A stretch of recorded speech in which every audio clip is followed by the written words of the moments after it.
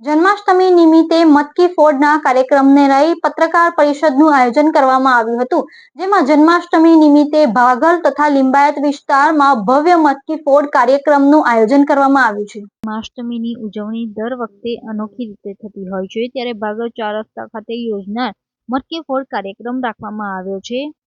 દર વર્ષની જેમ આ વર્ષે પણ શ્રીકૃષ્ણ જન્માષ્ટમી નિમિત્તે સાંજે 4 કલાકે ભાગલ 4 રસ્તા ખાતે મટકી ફોડવાનો કાર્યક્રમ રાખવામાં આવ્યો છે. મટકી ફોડ કાર્યક્રમનો ડ્રો કરવામાં આવ્યો હતો, જે ડ્રોમાં સુરત શહેરની ભાગલ ખાતેની મુખ્ય મટકી વેડ રોડનું શ્રી યુવક મંડળ દ્વારા ફોડવામાં આવશે, જેઓને 11,000નું રોકડ ઇનામ તથા ટ્રોફી આપવામાં આવશે. આ વર્ષે મહિલાઓ માટે ભાગલ ખાતે વિશેષ 2 મટકી બાંધવામાં આવશે, જેમાં અંબાજી રોડનું જય ભવાની સ્પોર્ટ્સ ક્લબનું મહિલા મંડળ મટકી ફોડશે, તેમજ રૂડરપુરા ખારવાડનું આર.કે. સ્પોર્ટ્સ ક્લબનું મહિલા મંડળ મટકી ફોડશે. શહેર ગોવિંદા ઉત્સવ સમિતિના પ્રમુખ ગણેશભાઈ સાવંતે જણાવ્યું કે આ વર્ષે ભાગલ ખાતે મહિલા મંડળ દ્વારા 2 મટકી ફોડવામાં આવશે, જેમાં તેઓને પણ 11,000નું રોકડ ઇનામ તેમજ ટ્રોફી આપવામાં આવશે. આ વર્ષે 25 વર્ષ જૂના ગોવિંદા મંડળ માટેની ભાગલ ખાતે મટકી બાંધવામાં આવશે, જેમાં ડ્રો કરવામાં આવ્યો હતો. એમાં અડાજણનું શ્રી સિદ્ધિ સ્પોર્ટ્સ ક્લબનું નામ ખુલ્યું છે, જેઓ મટકી ફોડશે.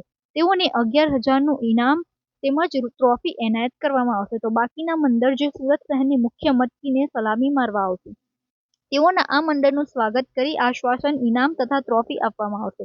તો લિંબાયતમાં યુથ ફોર ગુજરાતના પ્રમુખ જિગ્નેશભાઈ પાટીલે જણાવ્યું કે લિંબાયતમાં સંજયનગર ચોક ખાતે મટકીને સલામી આપવા 11 મંડળો હાજર રહેશે અને મટકી ફોડવા માટે 10 મંડળોએ ભાગ લીધો છે. એમ કુલ 21 ગોવિંદા મંડળો લિંબાયત ખાતે ભાગ લેવાના છે અને 2 મહિલા મંડળે ભાગ લીધો છે. તો લિંબાયતની ગોલ્ડન દહીં હાંડીમાં 1,51,000નું રોકડ ઇનામ જાહેર કરવામાં આવ્યું છે. લિંબાયત ખાતે પણ આ વર્ષે મહિલાઓ માટે વિશેષ 2 મટકી બાંધવામાં આવશે. તો લિંબાયત ખાતે ગોવિંદા મંડળમાં ભાગ લેનાર ગોવિંદાઓ માટે વીમાની પણ વ્યવસ્થા કરવામાં આવેલી છે. ગણેશ પી સાવંત ગોવિંદા ઉત્સવ સમિતિ પ્રમુખ.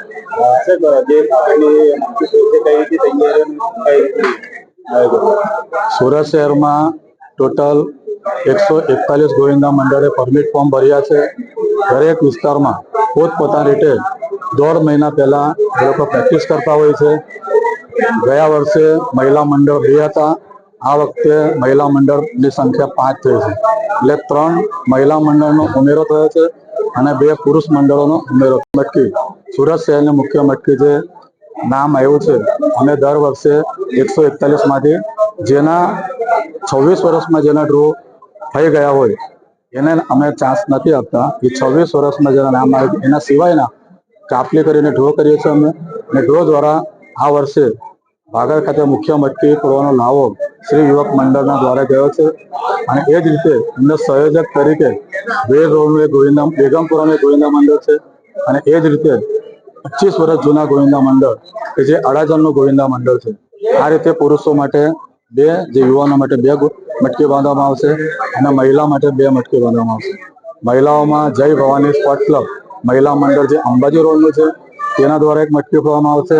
અને સુરતમાં પ્રથમવાર જે મહિલાઓ આર.કે. સ્પોર્ટ ક્લબ મહિલા મંડળ છે તેઓ પ્રથમવાર 25 ફૂટની મટકી ફોડશે. એટલે કે 5 પિરામિડ થઈને આજે સુરતમાં હતા અને આખા ગુજરાતમાં મહિલાઓએ કોઈ 5 પિરામિડ મારી નથી, તો 5 થરે આ વખતે મટકી ફોડવામાં આવશે.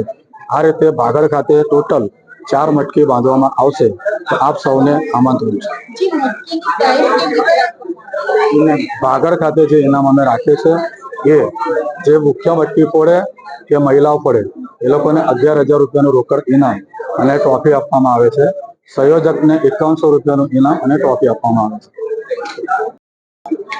ગયા વર્ષથી શરૂ થયેલી ગોલ્ડન દહીં હાંડી જે લિંબાયતમાં સંજયનગર ખાતે થઈ રહી છે, આ વખતે પણ ત્યાં 22 મંડળો આવવાના છે, જેમાંથી 10 મંડળ જે સલામી આપશે, 10 મંડળ જે મટકી ફોડશે અને આ વખતે 2 છોકરીઓનું ગ્રુપ એ પણ મટકી ફોડવા આવી રહ્યું છે. ખૂબ મોટી સંખ્યામાં ત્યાં લોકો ઉપસ્થિત રહે છે.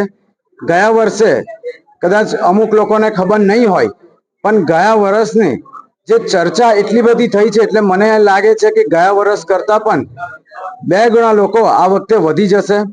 હું સૌ સુરત વાસીઓને પણ આમંત્રણ પાઠવું છું કે લિંબાયતમાં 27 ઓગસ્ટે સાંજે 5:30 વાગે આજે કૃષ્ણ ભગવાનનો એક દિવસ પહેલા રાતે 12 વાગે જન્મ થાય છે અને બીજા દિવસે મટકી ફોડવાનો કાર્યક્રમ થાય છે.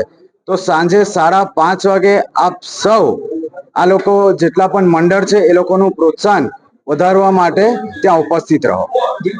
મહિલાઓ માટેની ખૂબ ખાસ વ્યવસ્થા કરવામાં આવી છે. વ્યવસ્થા તો છોકરાઓની મંડળની પણ કરવામાં આવી છે, છોકરીઓની પણ વ્યવસ્થા કરવામાં આવી છે, પણ એ લોકોને બધાને વીમો મળે, કારણ કે કદાચ કોઈ પડી જાય, એમ તો નીચે લોકોની ટીમ રહી છે, કોઈને પડવા દેતું નથી, પણ કદાચ બાય ચાન્સ કોઈ પડી જાય અને કઈ લાગી જાય એના માટે વીમાની પણ વ્યવસ્થા કરવામાં આવે છે. મટકી મૂકવામાં આવી છે, કેટલા ઇનામ? ટોટલ 3 મટકીઓ છે. સૌથી ઊંચી મટકી જે 35 ફૂટની છે એમાં 1,51,000 ઇનામ છે. અગર એ નીચે 35 ફૂટની અગર નહીં ફૂટે તો એ 30 ફૂટ પર આવશે, તો એની પ્રાઇસ પણ નીચે થશે. બીજી 2 મટકીઓ છે એ બહેનો માટે મૂકવામાં આવી છે, એનું ઇનામ આપણે 51,000 રૂપિયા રાખવામાં આવ્યું છે.